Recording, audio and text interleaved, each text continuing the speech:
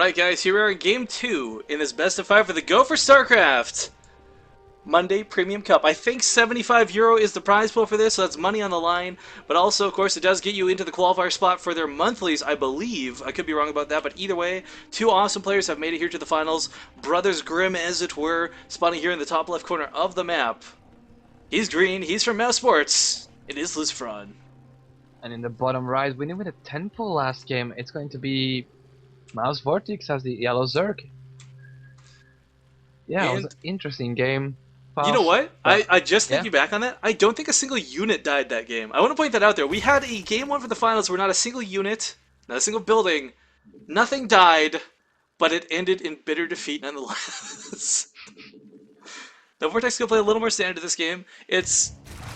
It would almost be metagaming again if you went for a 10 pool, but incredibly risky. Since it's a best of 5 finals, you can't afford to throw away 2 games like this. So Vortex playing a little more standard, I would imagine, this game. And let's not forget too, LucifroN, while being an amazing Terran player, and no one can question that by any means, we just had Vortex take out Pult. Pult is one of the best Terrans there are, period. Now, that's not to say he's necessarily better or worse versus LucifroN, but I mean, the reality is Vortex fought a really hard battle to get here. I'll tell you, he's warmed up, he's revved up, he's ready to go. And whatever his brother might throw at him, I think he'll be ready for it. Yeah, definitely. I mean, brothers, they know each other and each other's playstyle as well, so it's always a very interesting, dynamic that, yeah, you know each other, you know each other's playstyle. How do you combat that properly? Do you always do the same thing? You practice against each other, or? Well, that's what I wonder, because there was that interview with Nurchio recently where he said he almost never ever plays anyone on his team for practice. He sticks to the cups, he sticks to the ladder. So I'm a little curious to see what the mentality of these guys would be. Now, I'd imagine growing up, they absolutely probably played the shit out of StarCraft with one another. Pardon my French, as you know, there's no better friend than your brother, but. Getting, I don't know, they've fought themselves, like, what, DreamHack, for, like, IEM, like, they've fought each other time and time again. So even if they haven't been practicing with each other offline, so to speak, they've definitely been practicing with each other. Yeah. For sure. So, we see nothing coming out of the ordinary, just a standard double Reaper opener coming out of LucifroN, sorry. And with Vortix already anticipating on an opener like that, getting his Zerglings out, getting speed started, so yeah. I would say Vortix has a very good grasp of the situation. I would love, by the way, guys, just we're waiting for this ramp up. I mean, speed's on the way. He's not going to lose too much of anything to this. If you guys could please let us know in chat who you think is going to win, what you think the score will be, hell, who you're just rooting for, even if you don't want to make a win prediction. Let us know. I'll tell you right now, my heart, of course, belongs to LucifroN, as I am Terran first and foremost, but Vortex he's impressed the hell out of me today. I mean, you don't see a lot of Zerg players take Pult down. Yeah, that's indeed an impressive result. Well, on my end, I just want to see Terran lose, so go Vortex. You know what? More importantly than either player, I just want this to go to 5 games, is what this boils down for me. Yeah, I just want to see awesome games, and these guys can bring it. Alright, well, 2 Reapers sneaking by here. The speed is nearing completion, but LucifroN should get out. I mean, he doesn't want to sacrifice these Reapers this early. Oh, a nice position here by Vortix. Oh, LucifroN gonna come close. And yeah, I think he's gonna get one with the Queen. Ew, the 1 Reaper does go down, but he got 6 Lings so far for 2 Reapers. I mean, that's a not bad trade. Yeah, that's pretty fine. Oh, and I forgot the first blood. Son of a gun. I gotta get used to this. It's brand new, so it's gonna take some time, but Vortix, I gotta say, he's made a lot of Lings right now, and this is kind of an overreaction, I feel. He's gonna go for a counterattack, but he's gonna be met with Hellions. And Hellions and Reapers, well, Hellions and a Reaper, I should say, not gonna have any problem dealing with 10 Lings flooding across the field despite having speed.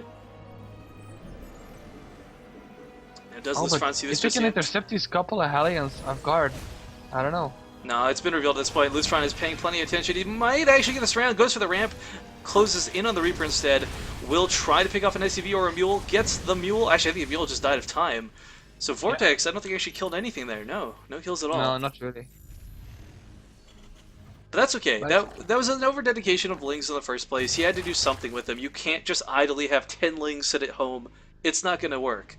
Going for third base, Belshir, by the way, I want to say, I think we've cast on this map the most today. just feels to be the thing. But yeah, it's a good map. It is. It really is. It's a nice map. I personally hate this map, but that's just me. Oh. As I said earlier, though, this is a great map for Widow Mines. It's also a great map for engaged spots for Zerg, so it's going to be... I don't know, we'll see what happens. Vortix, if there's one thing I can say after watching him fight Polt, he's very good at overwhelming his opponent. Now, whether that's going to be enough to just deal with LucifroN or not, it's going to be a whole nother question. Because, I mean, he kind of ran Polt ragged. It's weird to consider that, and I keep talking about Polt, and I'll stop soon here, guys, but LucifroN is a really good player who, we'll see if he gets caught in the same sort of desperate situation or not. Yeah. Well, Polt did open with like 12 Hellions, so yeah. LucifroN is not doing exactly the same, he's just keeping it very normal. Couple of Hellions with the Reaper, and instantly going into double upgrades, getting the Marauders in case he spots Roaches, so he's doing everything as it should. It should give him a nice position in the upcoming minutes. Alright, well, Vortix still roaming around the field, trying to make sure he's in position, ready to intercept these Hellions. If he can get this round off, he'll be so happy about that, but of course he can't leave them unattended if he, suddenly, oh, 4 Hellions in my third base mineral line? Son of a gun. Yeah, always that feeling of sadness. I like it that it's poking up here, like just here and there, just poking on the edge of the creep, just letting Vortix know, like, hey, I'm here, watch out for your mineral line, it could happen anytime. But... oh, I'm a bit surprised that he brought the Hellions back to deal with those 2 Lings. I don't know. 1-1 finishing up for Vortix. And a really big point, too, is the fact that he's getting a third base fairly early. Yeah. I think that's the biggest problem in previous series, where Templars get stuck on 2 base for so long. Yeah, and look at Vortix. the response from Vortix. So many Lings. My question is Vortex going to have to deal with, like, is it going to be Widow Mines, is it going to be Hellbats? What is LucifroN going to go with? Because while Widow Mines are the easy go-to, on account of the fact that he wants to be able to deal with the Mutalisks, Hellbats work exceedingly well versus Lings, but oh no, just barely missing that wall off. Now he's got a ton of Lings to deal with. Hellions are going to get, actually, a lot of damage here as he tanks with the Marauders. That could have been, that could have been worse, let's be honest. Yeah, definitely. What's really nice, putting the Hellions behind the Marines, getting some nice shot off on the Lings, and the Lings just have to go home if he doesn't want to lose them all. And we see the Spire yet again coming up in the natural. This is such a common thing, though. I mean, to go for the Spire, to go for the Ling Bane composition, it runs the Terran ragged until you can get to that point where you can make the Ultra swap. And then suddenly, hey, your opponent's got all these Widow Mines and Marines, which are great for dealing with Banelings and Mutalisks, but not for the Ultralisks. Yeah, it's basically that the Terran tries to apply pressure to the drops and perhaps some run by here and there, and Zerg tries to do the same with just harassing with the Mutas and trying to do some Ling run bys in your base or in your mineral line at the third. I'll take a bit of heat here. I do want to say, by the way, guys, because we see the lag problems here in chat still, Pewee Dude, I've linked the link several times in chat. You can also find him on Team Liquid. He's another English caster. He's streaming the same game as us, but he has partnership on his Twitch channel, so you can set the quality controls there. If 720p is lagging for you here, maybe it won't over there, maybe 360p won't over there. I do implore you to check it out, and either way, go give him some hello from BaseTradeTV. Tell him we sent you, because Pewee Dude is a really cool, a really nice guy. But he is Welsh. Ugh. But getting back into the action here, we have a huge amount of Marines massed up. LucifroN also getting a siege tank, well, a factory for siege tanks in a very awkward position, but okay, as long as they're on the field, I guess. Meanwhile, Mutalisks are hitting the main. There are turrets coming down, but that ring is not quite complete. Vortex just seems to be hitting every time. LucifroN just barely doesn't have the buildings up. Yeah, but now they are up. He snipes the tech lab though. And he doesn't lose any units. Getting the tech lab. Yeah. Uh-oh. We get the big push here, though. Mutalisks coming from Oh behind. no. Banelings connecting to everything. Gonna lift off and try and get out. That was such an excellent engagement from Vortix yet again. The flank with the Banelings from the back, and some Banelings connecting like heavily with the bio army from LucifroN. Was just devastating. This is the same sort of snowball that LucifroN was afforded. Sorry, Vortex was afforded in the past, where he's not losing the Mutalisks. They're getting hit. They're not exactly killing a lot, but he's able to build them up to this ginormous clump, and throwing away millions of Banelings. He'll be happy to do that all day as long as the Mutalisks get out of that fight alive.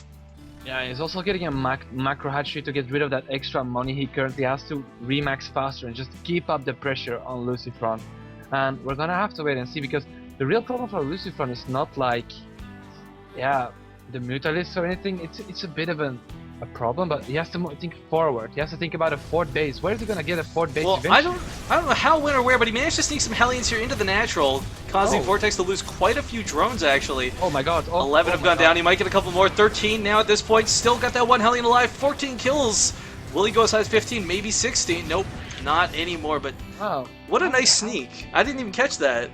No, neither. I was totally caught off guard. I watched the minimap. Yeah? Like, when you're casting, guys, when you're streaming especially, you gotta watch the minimap like a hawk, and I don't know how I missed that, so that's so crazy. But we have 3-3 on the way here for LucifroN. Vortix, of course, can be stuck on his upgrades for a little bit of time. But again, going for those +2 flyer attacks, something that he really enjoyed doing in the past, and will certainly benefit him here today. Alright, we now have a ton of Widow Mines being like just leapfrogged forward, and yeah, we'll see if Vortix can get again such a good engagement as he had before, or will LucifroN just have a much better split this time. You know, I don't know if you want to... Ooh, some nice bailing connects. I don't know if you want to classify it as luck or skill, but LucifroN is not getting any good bailing, or Widowmine hits off on these bailings. Just now finally gets a good one, but there's so many more to follow this up, and the Mutalisks are just too numerous. Oh, and he has to get out of here. He only has a handful of Marines left. He can't. The medevacs are going down to the Mutalisks. Widowmines are burrowing, but is it going to matter is the big question. And it's looking like a no. And ooh, what? No, they get decent connections. The Bailings are still alive. They will come after these Marines, so the Marines are...